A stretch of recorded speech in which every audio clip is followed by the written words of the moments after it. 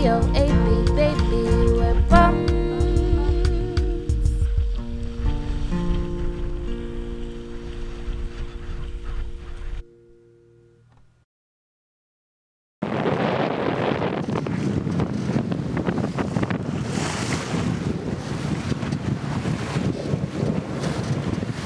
Coming into Big Sand Key.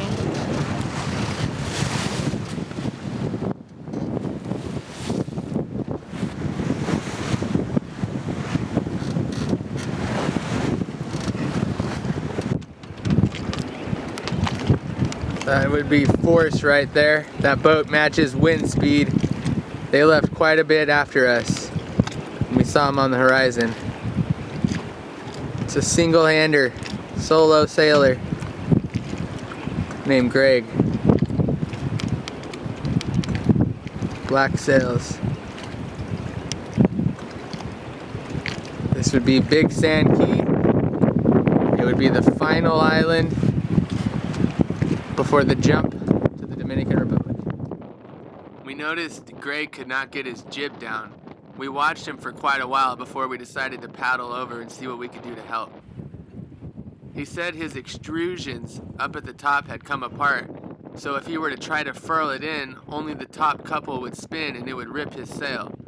So Leon, totally new to sailing, decided to go up in a harness and see what he could do. It got pretty wild. A few times he actually slipped from where he was at and went swinging into the mast. After about a half hour to an hour, he decided to give up, and we came up with another plan.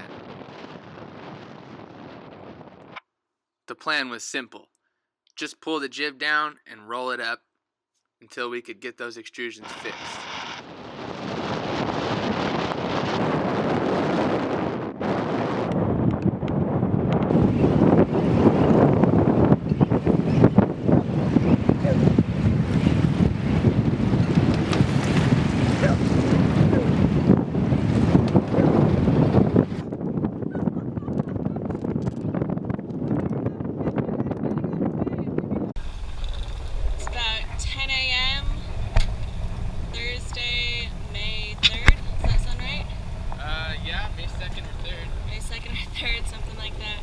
We are moments away from pulling anchor here at Big Sand Key.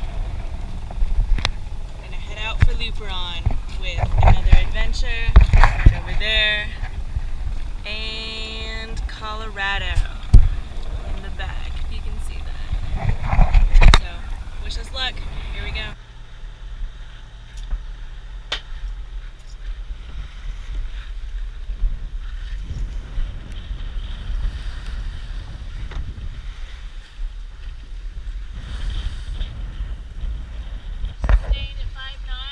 Okay.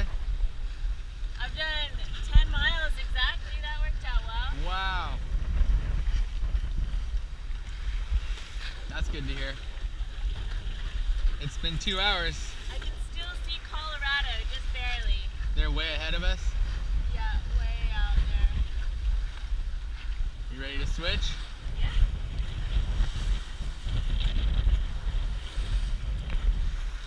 Is this red light still on? Yeah. I thought it said might have done the SD card error. So you're holding right the same, 170-ish? Nice job, babes. Get some rest.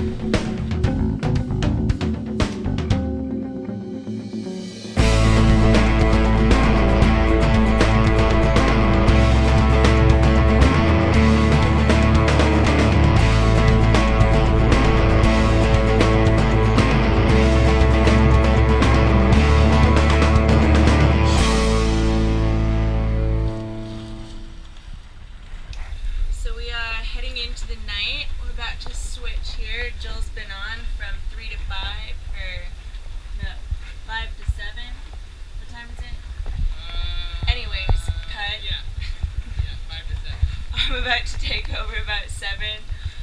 You might notice something's a little bit different because you can probably hear me. We turned our engine off and it is so quiet, so nice. We're finally able to do decent speed, about 6 knots, right on our line, no engine needed. Wish us luck, headed into the dark. Michael had the first night shift from 7 p.m. to 9 p.m. and she had a big smile on her face when I took over. She could see lightning all around us. She was enjoying the show. We were doing 5 to 6 knots right on our course. We had a double reefed main and a half a jib. After an hour of being on the night shift, I got hit big time. And the front, I think, was coming from the west. And whatever the case, we were riding a southeasterly wind, east to southeast wind, steady, solid. When my jib started to luff, I was still on my heading. So that means, the wind hit us from a totally different direction. And it was over double what we were riding on. So it just came from another direction, it heeled us completely over and just started taking us north. And I'm trying to go south, it's moving us north, the boat was completely heeled over. So the first thing I had to do was get the jib in. I could not pull the jib in because it was so loaded. So I had to just completely uncleat it, take it out, and just let it go. Let it flap wildly in the wind. And while it was flapping, I was able to pull it in and eventually got it wrapped up just to bring the windage down because we were really heeling over.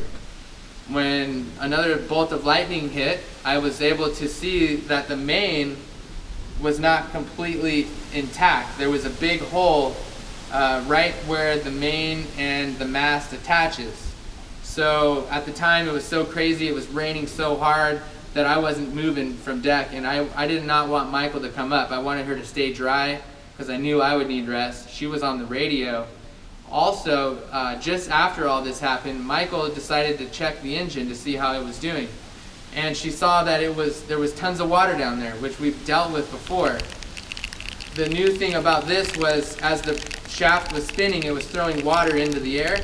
So Michael assumed that our prop shaft was leaking water in, which was something that I hadn't dealt with yet, but I was very, very afraid of if it happened. So at that time, Michael said, "Joel, there's water coming in from the shaft." So I idled it all the way down. We had no jib and just a little piece of a main that was flapping. It wasn't really holding any wind. We got caught up in the middle of some nasty thunder and lightning, swirling all around us. Mainsail ripped. Joel was able to get the jib in while we were all the way heeled over, taking on a little bit of water from the side. Now we seem to have stabilized. For a while we couldn't go on our heading. We're headed north. The storm was taking us with it, but now we're back on track, headed south, about 180 degrees. Been in contact with our other buddy boats. They seem to be doing all right. So now we just wait it out. The storm's moving north, so hopefully we'll be out of it in just a little while. Joel's been at the helm this whole time. Coming up on my shift in about 20 minutes. All the rainwater that was collecting up on our cockpit was just draining. It drains down into the engine room, some of it, and so there was so much rain. It was so heavy of rain that we had a good amount of water down there. So once she got that drained, we realized the engine was functioning properly. We were not taking on water from the shaft, which would have been game ender. Without sails, and now we're taking on water with the engine. I was ready to call a mayday. Once we found that the engine was still functioning properly, we were able to get on somewhat of a course towards south, and we just kept that course for an hour. Eventually the storm passed us and we were able to continue moving. Michael came up and switched me out. I was able to take all my clothes off, get towels dry off, and Michael was already prepared in full rain gear, and she was able to keep it going. She actually did over a 3-hour shift after I finally got done with that storm, which really helped me to get rest and dry up. And then from there, we were able to use our motor and a piece of a main all the way in. All right, first thought that comes to mind.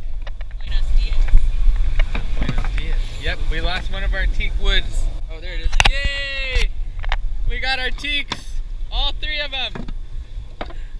We did lose a very nice spotlight, however, and some other things.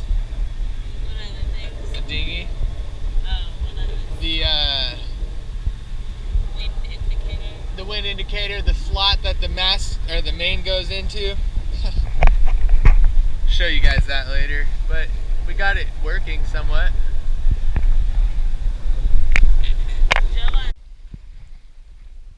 And we're coming up on the channel. It's a bit of a brisk morning here in Luperon. After months in the Bahamas, it's so awesome to come up on a place and see mountains, forests, trees,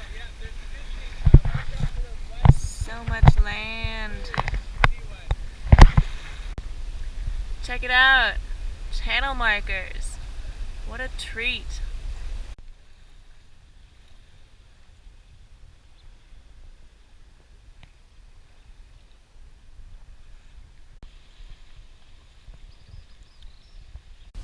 Even more channel markers. And look, boats. You can see the finish line. She did it. Good girl, Shock. Look at all these boats. When another adventure got hit by the storm, she already had her jib in. But if you look closely, you'll see that her main, which was double reefed, was shredded. She made it in though. Alright, you're walking with the check-in entourage. Here's all the happy sailors. Happy survivors. Survivors. Thank you.